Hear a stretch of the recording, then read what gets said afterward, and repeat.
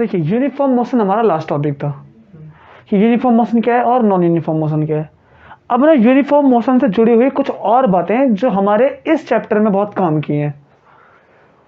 अच्छा क्या है वो एक बार देखो।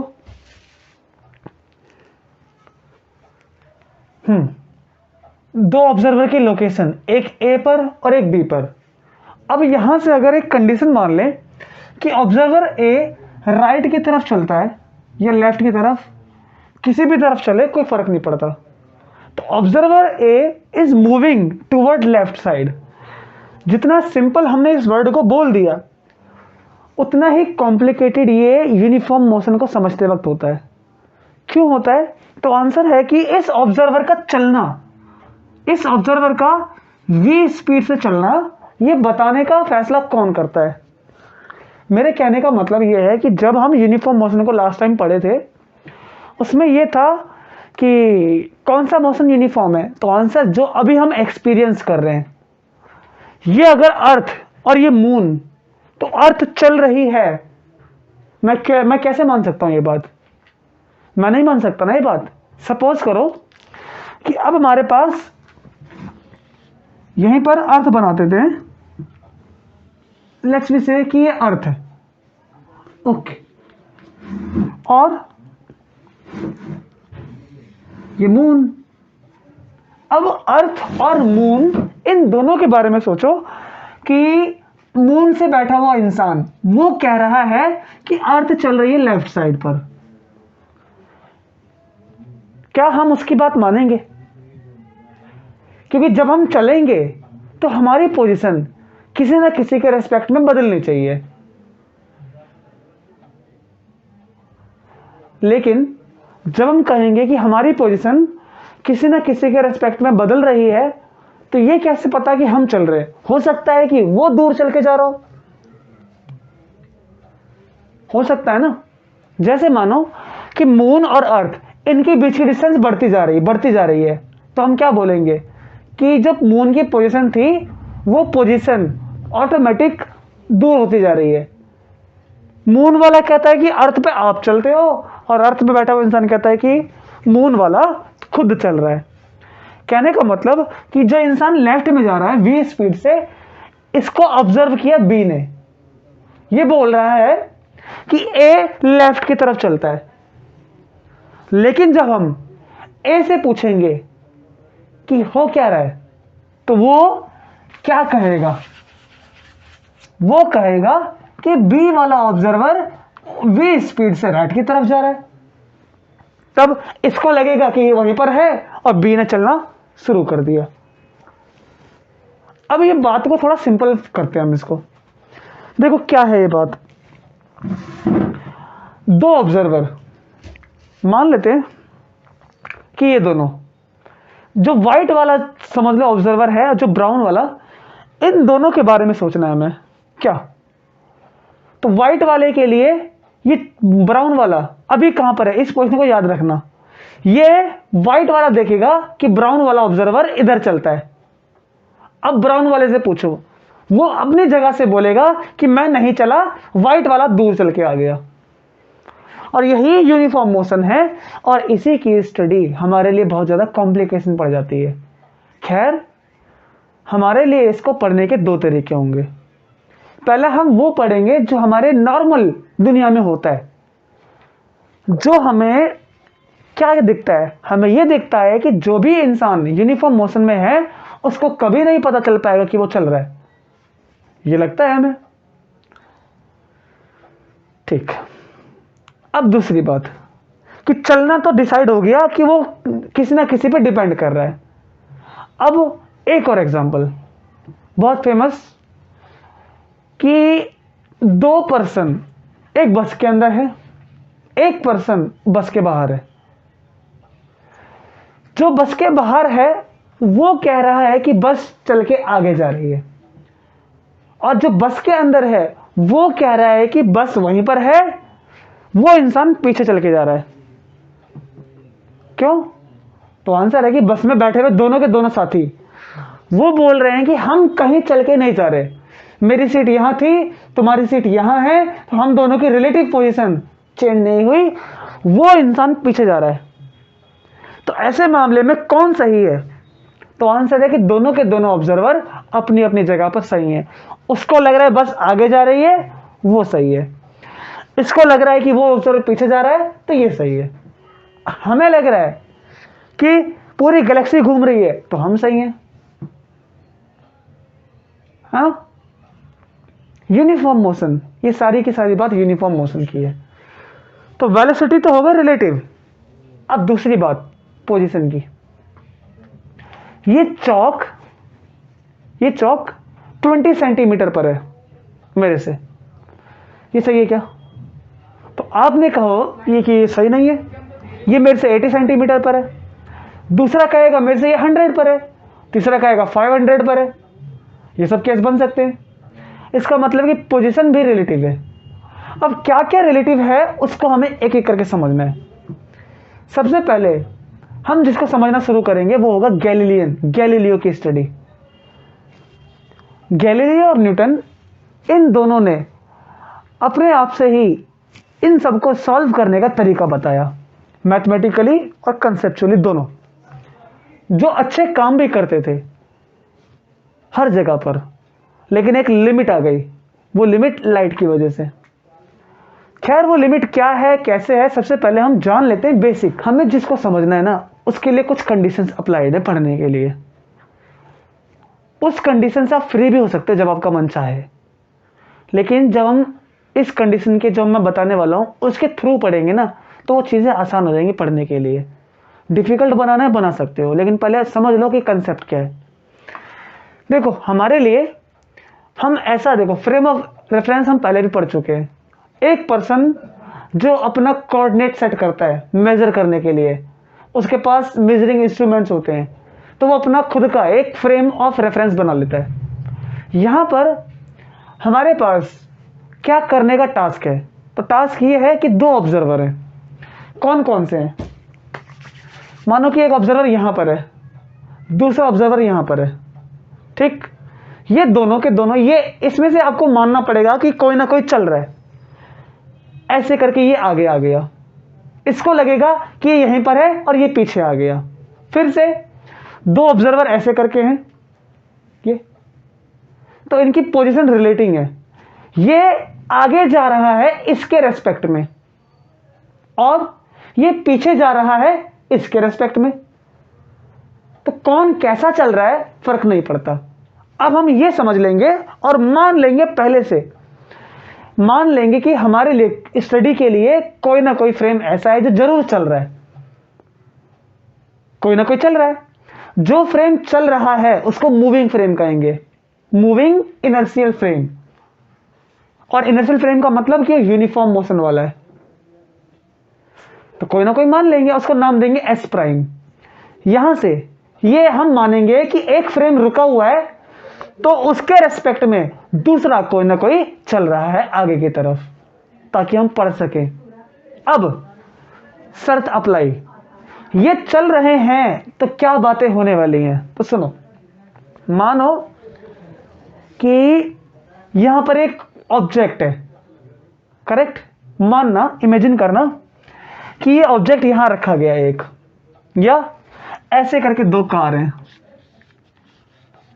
एक रुकी है, तो उसी के साथ में एक रिलेटिंग में एक चल रही है। मैं यहां देखो, मैं ऐसे बनाऊंगा दो कारों को, ऐसे करके पैरेलल। तो एक मानो कि यहां पर है, ठीक? एक ऑब्जेक्ट सामने रखा है, ठीक? ये जो ऑब्जेक्ट सामने रखा गया है, ये बॉल है। चलो, let's me say that it is ball, it is car A, car B. तो बी के लिए जो कार ए है वो चल रही है आगे की तरफ। एक बॉल, उसकी पोजीशन को मेजर करना है। सुनना, ये जो कार में ऑब्जर्वर है, ये कहता है कि मेरे से बॉल केवल 20 सेंटीमीटर दूर है, इतना। तो ये कहता है कि मेरे से बॉल 80 सेंटीमीटर दूर है। ओके, और ये ऑब्वियस है। ठीक, उसके बाद बी को वेरीफाई करना है, बी को चेक करना है और ये बताना है कि ए को 20 सेंटीमीटर क्यों लगा। बी को ये एक्सप्लेन करना है कि ए वाले तुमको ये 20 सेंटीमीटर पर क्यों दिखाई देता है, ऐसा बी वाला ए को समझाएगा और ए वाला बी को समझाएगा कि बी तुमसे बॉल 80 सेंटीमीटर पर क्यों है। इसी बात को हम बोलते हैं ट्रांसफॉर्मेशन, कि दूसरा जो एक ऑब्जर्वर है वो दूसरे को समझाएगा कि ये फिनोमिना तुमसे ऐसी क्यों हुई। तो ये इसको समझाएगा कि इतनी दूर क्यों है, इतनी स्पीड क्यों है। तो अपनी लैंग्वेज में ये बताने की पूरी कोशिश करेगा और इसी को बोलेंगे transformation. So let's make one transformation, और उसका नाम पहले हम पढ़ेंगे गैलीलियन ट्रांसफॉर्मेशन। आपको ट्रांसफॉर्मेशन की मीनिंग समझ में आनी बहुत जरूरी थी। अब समझो, मैं एक इक्वेशन बनाता हूं और उस इक्वेशन के थ्रू समझते हैं आगे का काम। देखो क्या, ये फ्रेम ऑफ रेफरेंस, उसकी एक्सिस एक्स वाई जेड, नाम क्या फ्रेम का, एस, और ये वो फ्रेम है जो रेस्ट पर माना हमने। अगर ये रेस्ट पर, तो इसके रेस्पेक्ट में एस प्राइम चल रहा है। कितनी रफ्तार से, वी रफ्तार से, वी रफ्तार से। अब डिस्टेंस, क्योंकि सबसे पहले जो हम ट्रांसफॉर्मेशन करने वाले हैं वो डिस्टेंस की है, पोजीशन की ट्रांसफॉर्मेशन है। इन दोनों की रिलेटिंग पोजीशन कितनी है, तो आंसर है कि टी टाइम में v स्पीड से चलता है। तो distance equals to speed into time. तो कितनी डिस्टेंस है, vt। नेक्स्ट x क्या है, तो आंसर इसके ओरिजिन से, s वाले के ओरिजिन से पार्टिकल की डिस्टेंस, ये x पार्टिकल की डिस्टेंस है। और x प्राइम क्या है, ये है कि s प्राइम वाले के रेस्पेक्ट में इस पार्टिकल की डिस्टेंस। अब इक्वेशन पे काम करते हैं थोड़ा सा, कि जो ये डिस्टेंस x प्राइम है कितनी है।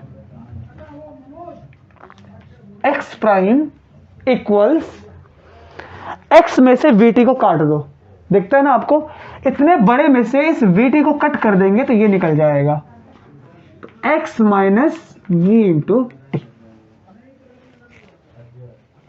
ये क्या हो गया, पार्टिकल की पोजीशन x प्राइम, पार्टिकल की पोजीशन s फ्रेम से कितना है, तो वो बताएगा कि अगर मेरे से, देखना कंडीशन क्या है, ये ट्रांसफॉर्मेशन कैसी कैसी हो रही है। देखो, चलने वाला फ्रेम, रेस्ट फ्रेम, समझ ना बात को, चलने वाला फ्रेम, रेस्ट फ्रेम। चलने वाले फ्रेम को क्या लगता है कि पार्टिकल की डिस्टेंस 20 है। क्यों है 20 क्यों है, क्योंकि जो फ्रेम s प्राइम था उसको 20 इसलिए लगी क्योंकि वो v रफ्तार से चल रहा था। फिर से देखो, यही वो दोनों कार थी, एक A एक B, ये v स्पीड से चलती है और ये बॉल। अब यहां से ये 20 सेंटीमीटर, ये 80 सेंटीमीटर। क्या हो रहा है, मैं ये कर रहा हूं कि 80 सेंटीमीटर वाले के रेस्पेक्ट में, बी के रेस्पेक्ट में, ये पार्टिकल इसको 20 क्यों दिखाई दिया, तो बी बोलेगा क्योंकि वो कुछ रफ्तार से चल रहा है बॉल की तरफ, इसीलिए उसको बॉल पास में दिखाई दे रही है। बी वाला बोलेगा कि तुम चल रहे हो इसलिए। आसान है। तुम बॉल के जितना पास जाओगे बॉल तुम्हें उतनी पास दिखाई देगी। ट्रू है। तो किसने बताया ये इंफॉर्मेशन जो ए को 20 मिली, ए की जो पोजीशन ने देखा कि बॉल कितनी दूर है, उसने कहा 20। बी वाला ये समझाएगा कि 20 क्यों है, 20 क्यों है, एक रीजन बस, मूव कर रहा है ये, बस। ये किसने इंफॉर्मेशन दिया? इसने दिया कि तुम मूव कर रहे थे इसलिए, क्योंकि इसी के लिए तो मूव कर रहा है ये। अपने लिए तो ये कहां पर है? अपने लिए उसी जगह पर है ये। अच्छा, ये क्या हुई? This is a transformation, correct. अब एक बात, क्या ए वाला अपने लिए मूव कर रहा है? यूनिफॉर्म मोशन में तो पता ही नहीं कि मूव कर रहा है। अब बताओ ए वाले से पूछकर कि ए वाले तुम ये बताओ कि बी को 80 सेंटीमीटर क्यों दिखाई दिया? तो ए बोलेगा क्योंकि बी पीछे जा रहा है, बी माइनस में पीछे चल के जा रहा है। तो एक्स को 80 क्यों दिखाई दिया? तो एक्स प्राइम बोलेगा कि वो माइनस वाली साइड में जा रहा है, माइनस में वी प्लस का वी टी, और वी टी प्राइम जो भी हम लिखेंगे तो वो चीजें आ जाएंगी। तो ये इंफॉर्मेशन कौन से फ्रेम ने दिया? एस प्राइम ने। किसको? एक्स को। उसने क्या बताया कि तुम पीछे चल रहे थे इसीलिए तुम्हें कितना रफ्तार दिखाई दिया, बॉल से तुम दूर जा रहे हो इसलिए तुम्हें 80 लगी, बस। This is transformation. मतलब क्या? मतलब ये कि हमको दूसरे वाले के रेस्पेक्ट में समझना पड़ेगा, दूसरा वाला समझाएगा कि ये फिनोमिना ऐसे क्यों दिखाई दी उसको। जैसे अब एक कार यहां से इमेजिन करना, एक कार यहां से 100 की रफ्तार से आ रही है। कितनी? 100। मुझे दिखाई दे रही है 200, दूसरे को दिखाई दे रही है 50। समझ में आ रही बात? 50 वाला बोलेगा और समझाएगा वो कि इसको 200 क्यों दिखाई दे रही है। तो 50 वाला बोलेगा कि क्योंकि तुम भी उस कार के पास जा रहे हो, तुम उस कार के पास जा रहे हो उसकी रफ्तार में, इसलिए तुम्हें 200 दिखाई दे रही है। जैसे हमने कई बार एक्सपीरियंस किया है कि जब ट्रेनें आपस में चलती हैं तो हमें लगता है कि हमारी ट्रेन चल रही है कि उनकी ट्रेन कंफ्यूजन हो जाती है।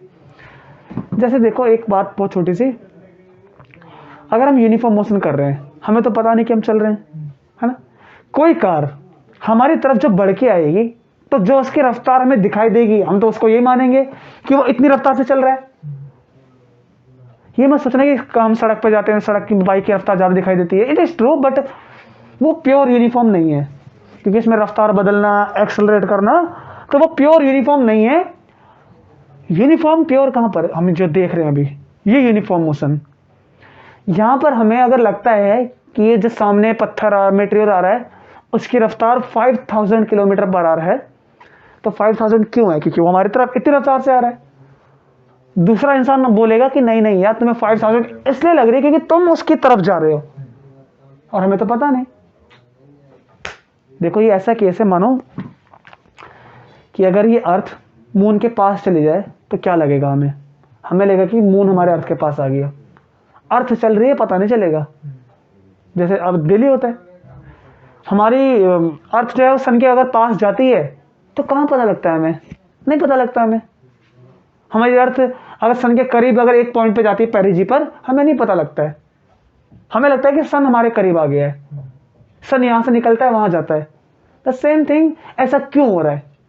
तो वो बोलेगा कि तुम चल रहे हो, हम बोलेंगे नहीं नहीं तुम चल रहे हो, तुम्हें लग रहा है ऐसा, है ना। समझ में आ रही आपको बात कि ए को 20 क्यों लगी? तो ए बोलेगा मेरे लिए 20 है, मेरे को लगने वाली बात क्या है। बी बोलेगा ए को 20 इसलिए लगी क्योंकि ए चल रहा था बॉल की तरफ जा रहा था, इसलिए इसको 20 लगी। ये बोलेगा ऐसा नहीं है, बी तुम जा रहे थे पीछे, तो दोनों अपनी अपनी जगह पर सही है, ठीक है ना। बी के लिए ए आगे जा रहा है और ए के लिए बी पीछे जा रहा है, इसीलिए पोजीशन में हेरफेर हो रही है। तो एक्स प्राइम की डिटेल, इसकी डिटेल ये समझाएगा, और इसकी डिटेल एक्स वाली डिटेल, एक्स वाली डिटेल प्राइम वाला समझाएगा कि ऐसा क्यों हो रहा है, बस क्योंकि वो चल रहा है मोशन की वजह से, तुम्हें ऐसा दिखाई दे रहा है। तो मोशन हो रहा है, तुम चल रहे हो, इसलिए डिस्टेंस 20 है, इसलिए डिस्टेंस 80 है। तो मोशन के बदलने से जो पोजीशन है वो कैसी हो गई, एक दूसरे के लिए ट्रांसफॉर्म करने के लिए इजी पड़ गया हमारे लिए, कि हम पोजीशन को ट्रांसफॉर्म कर सकते हैं जब तक कौन सा मोशन हो, यूनिफॉर्म।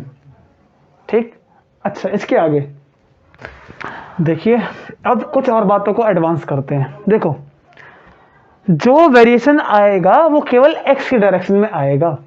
मुझे बॉल केवल और केवल एक्स में दिख रही है पास, क्योंकि वो पास है मेरे।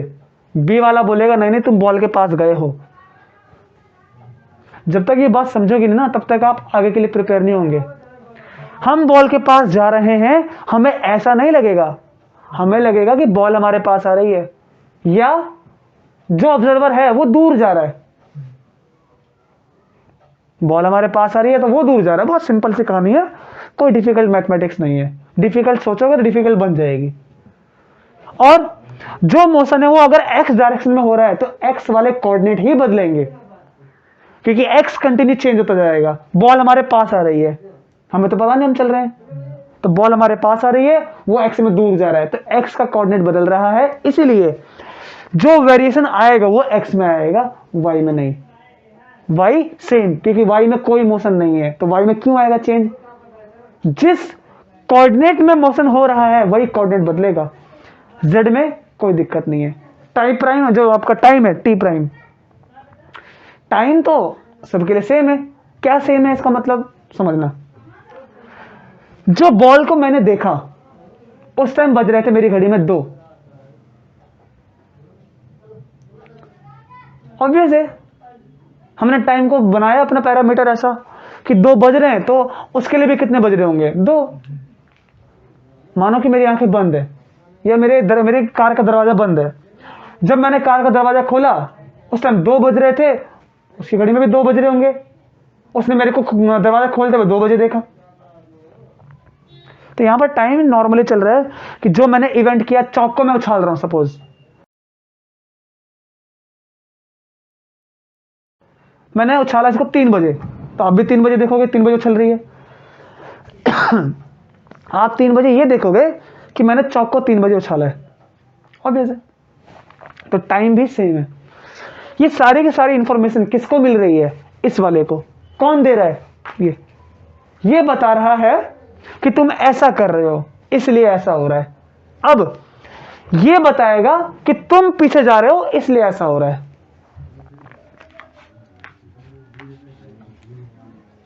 उसको बोलेंगे इनवर्स ट्रांसफॉर्मेशन।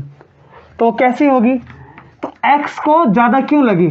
क्योंकि x जो है ना वो माइनस डायरेक्शन में जा रहा है, तो माइनस वी टी, और माइनस माइनस प्लस, तो प्लस का वी टी लिख दूं मैं डायरेक्ट। पहली y में कोई कोऑर्डिनेट बदलेगा नहीं, z में कोई कोऑर्डिनेट नहीं बदलेगा, t में सेम। जितने बजे इवेंट देखेंगे तो वो भी तो कहेगा कि हाँ तुम सही अपनी जगह पर 2 बजे देखा। अगर तुमने 1 बजे देख रहे हो, वही देखो, मानो कि मैंने चौक उछाली है, या चौक भी नहीं, मानो सपोज कि मैंने गोली चलाई है, गन से एक बुलेट फायर की है। बुलेट को 2 बजे फायर करता हूं मैं, क्या उसको 1 बजे दिखाई देगा? तब तो उसको जो इंसान मरने वाला वो पहले देख लेगा। ऐसा पॉसिबल नहीं है ना। जो इवेंट होना है वो उस टाइम पर, जिस टाइम पर मैं देखूंगा उस टाइम पर वो भी देखेगा। जैसे आपको फिर से बताता हूं मैं कहानी। मानो कि मुझे एक गिफ्ट पैक आया है किसी कंपनी से, मैंने कोई कुरियर ऑर्डर किया, मेरे पास आया, ठीक। मैंने किया ऑर्डर मोबाइल।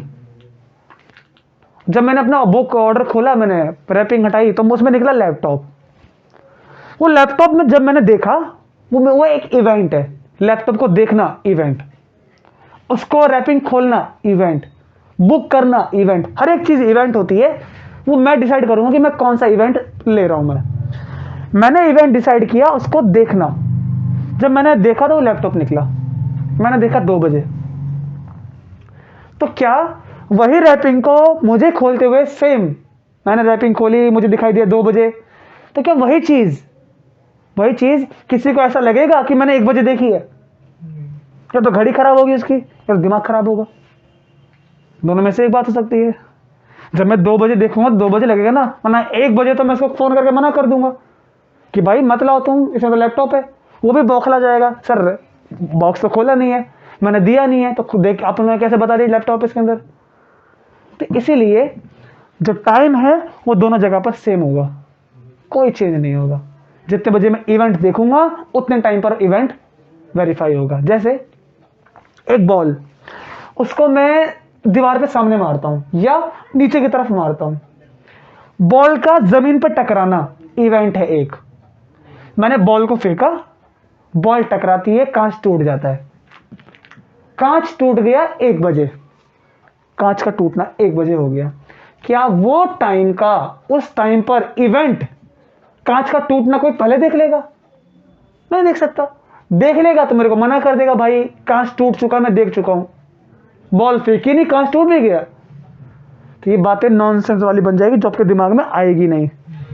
इसलिए समझ लो कि जो इवेंट होना है वो सेम टाइम पर होना है, इवेंट होना है सेम टाइम पर। ये टाइम कौन से वाले हैं? ये टाइम वो है जिस पर इवेंट को होना है, किसी ना किसी फिनोमिना को होना है, तो वो फिनोमिना दोनों के लिए सेम टाइम पर होगी। और ये ट्रांसफॉर्मेशन कहलाती है गैलीलियन ट्रांसफॉर्मेशन, क्योंकि इसको पहले गैलीलियन ने समझाया और न्यूटन ने इसको और एडवांस किया, अच्छे से किया। तो ये गैलीलियन ट्रांसफॉर्मेशन, और इसी को मॉडर्न वे में कहते हैं क्लासिकल ट्रांसफॉर्मेशन, क्लासिकल रिलेटिविटी। खैर इसके बाद और भी बहुत सारी बातें हैं, क्योंकि ये तो केवल पोजीशन की बारी है। वेलोसिटी, टाइम, चलो टाइम तो निकल के आ गया, लेंथ, सब देखना है हमें एक एक करके, निकालते हैं एक एक करके सब चीजें। देखो पोजीशन के बाद वेलोसिटी की बात, पहले कंसेप्ट समझते हैं, देन इसके बाद न्यूमेरिकल वैल्यू। देखो क्या कंसेप्ट है। ट्रांसफॉर्मेशन जब आप हो ही रही है तो आप समझ गए मीनिंग क्या है। फिर से देखते हैं एक बार और पक्का हो जाएगा। क्या है ना कि सपोज करना फिर से कि अगर 2 ऑब्जर्वर फिर से हैं, ऐसे करके और ऐसे करके, ये चल रहा है आगे, किसके रिस्पेक्ट में? इसके। इसको लग रहा है कि ये जा रहा है पीछे, इसको लग रहा है कि पीछे जा रहा है फिर से। अब हम मान लेंगे कि इसके लिए ये ऑब्जर्वर आगे आ गया। एक बॉल को सामने से कोई थ्रो करता है, बॉल को जो इंसान फेंकता है उसके लिए बॉल की रफ्तार 10, बस उसके आगे की इंफॉर्मेशन खत्म, वो भी इंसान को भूल जाओ। अब बस याद रखो कि बॉल की रफ्तार कितनी है? 10 मीटर पर सेकंड, उसने अपने हिसाब से दे दिया। 10 मीटर पर सेकंड के बाद जो ऑब्जर्वर ए है, ए वाला, उसको बॉल की रफ्तार 10 नहीं 100 दिखाई दे रही है। 100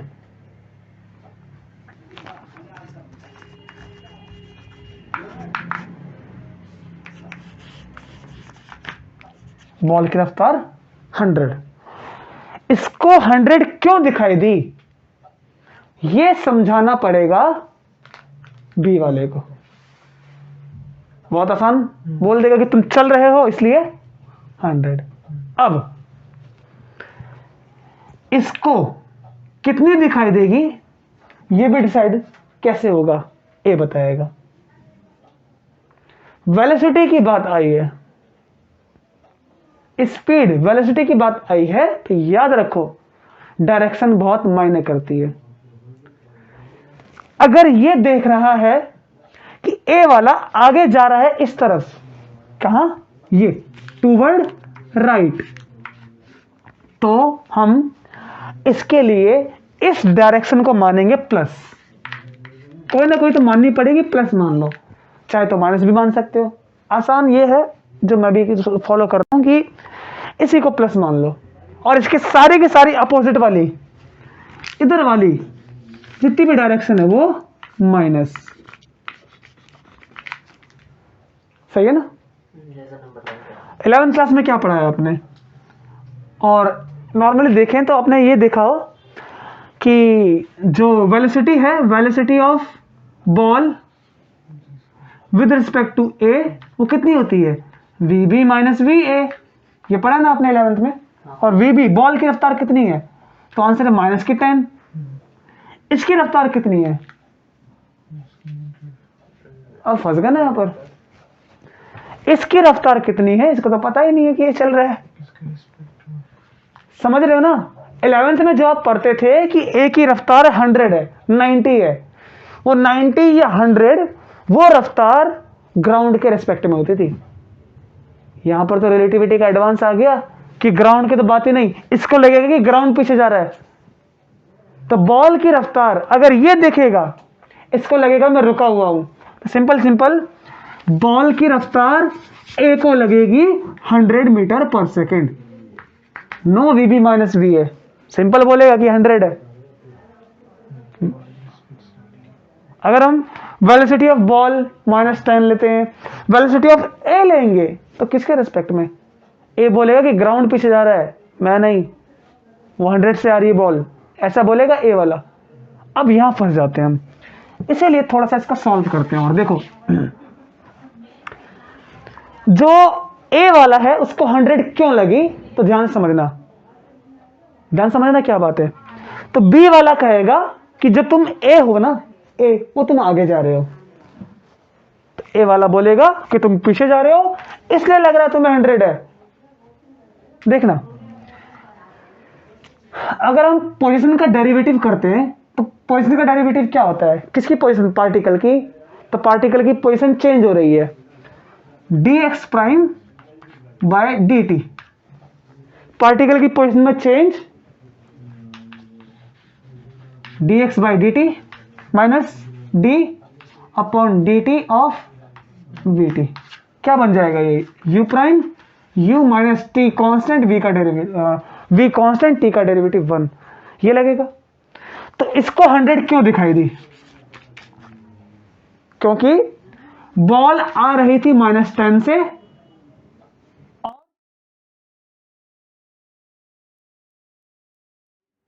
+90 रफ्तार प्लस 90 से, क्योंकि ये डायरेक्शन सारी प्लस की है।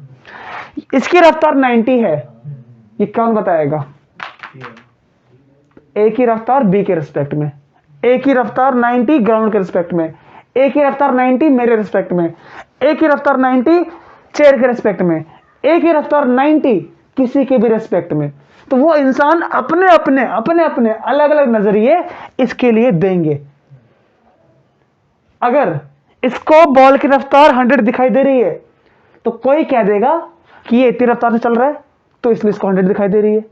सिंपल से मीनिंग ये है कि हर कोई बोलेगा कि ये बॉल की तरफ जा रहा है, इसीलिए इसको बॉल की रफ्तार 100 दिखाई दे रही है।